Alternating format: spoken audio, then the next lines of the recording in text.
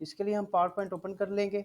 Power point open करने के बाद हमने सबसे पहले जो है होम रिबन सारा जो है इसमें यूटिलाइज़ कर लिया है। होम रिबन के अंदर जितने भी ऑप्शन थे ये हमने जो है इसको सीख लिया है, इसके ऊपर काम करना, और इसके तमाम ऑप्शन जो हमने यहाँ से यूटिलाइज़ कर रही हैं और हमें पता चल चुका है कि इनके मकसद क्या है। आज हमारा जो है नेक्स्ट रिबन है इंसर्ट। इंसर्ट रिबन में क्या करेंगे, इंसर्ट रिबन में हम जो है ये टेबल है, पिक्चर्स है, क्लिप आर्ट्स है, ये सारी चीज़ें हम इसमें एक्टिव करेंगे। तो इनको करने से पहले हम जो है ये टेक्स्ट बॉक्स जो है जो स्लाइड के ऊपर है इसको बॉर्डर पे क्लिक करके डिलीट कर देंगे। यहाँ पे बॉर्डर पे क्लिक करके इनको डिलीट कर लेंगे। तो उसके बाद इसमें हम जो है टेबल दाखिल करते हैं। सबसे पहला ऑप्शन है टेबल, कि टेबल दाखिल करने के लिए हम टेबल में यहाँ पे बताएगा कितने कॉलम्स आप दाखिल करना चाहते हैं, 4 हैं 5 है, ये इसमें यहाँ से आप इसकी टेबल दाखिल कर सकते हैं। हम इसमें कहते हैं 4 कॉलम्स हमें चाहिए और 4 रोज़ चाहिए। जैसे ही हमने 4x4 या 4x4 पे क्लिक करेंगे ये टेबल इसमें ऑटो इंसर्ट हो जाएगी। इसमें हम लिखेंगे सीरियल नंबर, टैब दबाएंगे, कीबोर्ड से टैब की दबाएंगे और फिर नेक्स्ट नेम लिखेंगे, और अगले सेल में जाने के लिए कीबोर्ड से फिर टैब की दबाएंगे। इसी तरह टैब की दबाने के बाद हम इसमें ऑप्शन इसमें नेक्स्ट लिखते जाएंगे। इसमें मोबाइल नंबर लिख दें, इसमें नेक्स्ट टैब दबा के उसके बाद यहाँ पे नेक्स्ट टैब दबाएं, और इसको डाटा एंट्री बोलते हैं कि हम टेबल में हम जो है ना ये डाटा दाखिल कर रहे हैं, टेबल में डाटा दाखिल कर रहे हैं, और टैब दबा के हम अगले ऑप्शन में जाते हैं।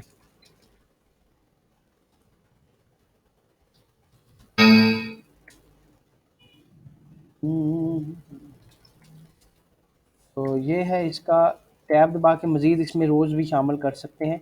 ये टैब दबाएंगे, यहाँ पे आ जाएंगे।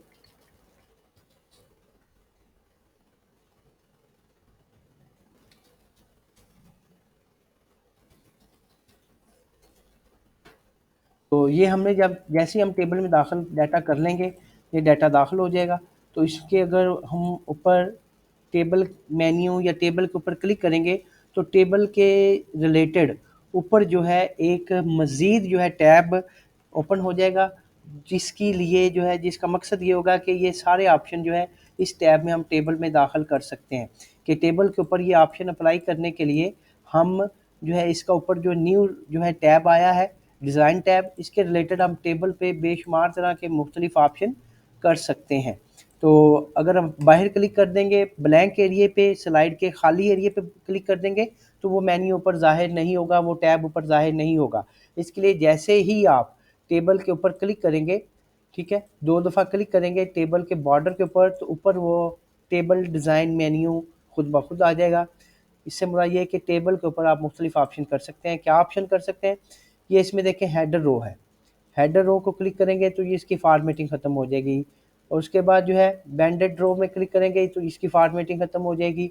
जो है टोटल रोज़ के ऊपर करेंगे तो टोटल रोज़ कहते हैं एंड वाली रो को, इसकी फॉर्मेटिंग अप्लाई करना हो तो यहाँ से भी कर सकते हैं। तो इसके ऊपर जिसके ऊपर ये फॉर्मेटिंग अप्लाई हो, ये जो है चेक टिक जो बने हुए हैं, ये बॉक्सेस बने हुए हैं, ये हो है इसमें ये है कि आप जो है यहाँ से जिस एरिए के ऊपर फॉर्मेटिंग करनी है या जिस एरिए को आपने फॉर्मेट करना है, यहाँ से आप इसकी चेक टिक जो है आप क्लिक कर देंगे, और फिर जो भी आप फॉर्मेटिंग अप्लाई होगी वो यहाँ पे क्लिक करने से उतने एरिए पे अप्लाई होगी जो यहाँ पे चेक लिस्ट आपकी बनी हुई है। उसके बाद ये शेडिंग है, तो शेडिंग भी आप इसके टेबल के अंदर जो है बैक पे जो कलर है इसको शेडिंग बोलते हैं, शेडिंग चेंज कर सकते हैं। टेबल के अंदर जो बॉर्डर है उसका कलर या उसके अंदर जो है बॉर्डर भी लगा सकते हैं। और ये बॉर्डर का ये यहाँ देख रहे हैं स्टाइल है, स्टाइल ये करें और बॉर्डर फिर लगा देंगे, ये हो जाएगी। इसके बॉर्डर की जो है लाइनों की मोटाई है, तो ये यहाँ से इसकी जो है मोटाई लाइनों की छोटी और बड़ी की जा सकती है। और कुछ इफेक्ट्स हैं, इफेक्ट्स अप्लाई होंगे आपकी टेबल के ऊपर जो शेडो वगैरह जो होती है उसके लिए, तो यहाँ से आप इसके जो इफेक्ट्स भी अप्लाई कर सकते हैं। शेडो रिफ्लेक्शन है, तो किसी तरह का भी आप इसमें ऑप्शन अप्लाई कर सकते हैं टेबल मेन्यू के ऊपर क्लिक करने के बाद। ये मज़ीद इसके अंदर कुछ स्टाइल हैं, ये लिखाई के ऊपर अप्लाई होंगे। यहाँ से अगर आप लिखाई के ऊपर कोई स्टाइल अप्लाई करना चाहते हैं, लिखाई के ऊपर ये स्टाइल अप्लाई होगा। और ये इसके पेन कलर है या मुख्तलिफ़ तरह के जो है इसके अंदर मज़ीद पड़े हुए हैं, तो यहाँ से आप इसको स्टाइल वगैरह को चेंज भी कर सकते हैं, कलर वगैरह को तब्दील भी किया जा सकता है। तो ये इरेज़र है, इरेज़र के ऊपर क्लिक करके जिसके ऊपर क्लिक करेंगे वो ऑप्शन यहाँ पे ख़त्म हो जाएगा। और ये ऑप्शन कब अप्लाई होगा, जब आप ये ड्रा टेबल को क्लिक करके अपनी मर्ज़ी से इसके अंदर टेबल ड्रा करेंगे। ड्रा टेबल पे क्लिक करके तो जिस भी एरिया में आप ये पेंसिल जो है आ जाएगी, और जितने एरिया पे आप न्यू टेबल या न्यू बॉक्स या न्यू सेल बनाना चाहते हैं तो आप इसमें यहाँ पे बना सकते हैं। और जैसे ही आप इसमें ये चीज़ अप्लाई करेंगे तो ये जो इरेज़र वाला ऑप्शन है, इरेज़र को क्लिक करके इसके ऊपर क्लिक करके ये इसके जो बॉर्डर या ये जो टेबल है ये इसको रिमूव भी कर सकते हैं।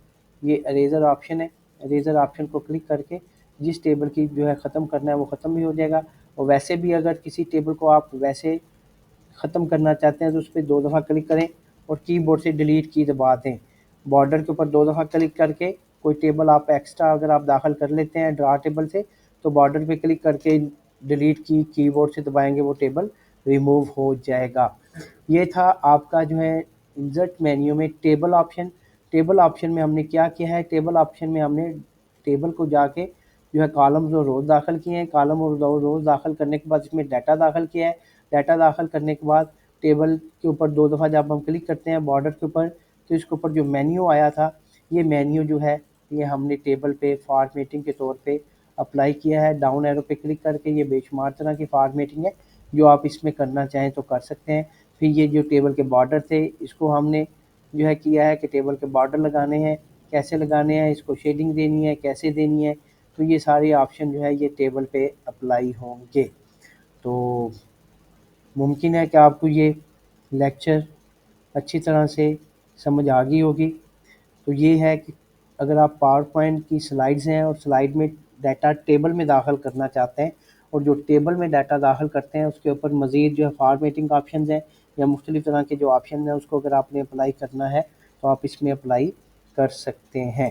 तो ये था हमारा आज का लेक्चर। नेक्स्ट लेक्चर के लिए देखते लिए हमारा यूट्यूब चैनल ताहिर दिलशाद दुआ में याद रखिएगा। अल्लाह हाफिज़।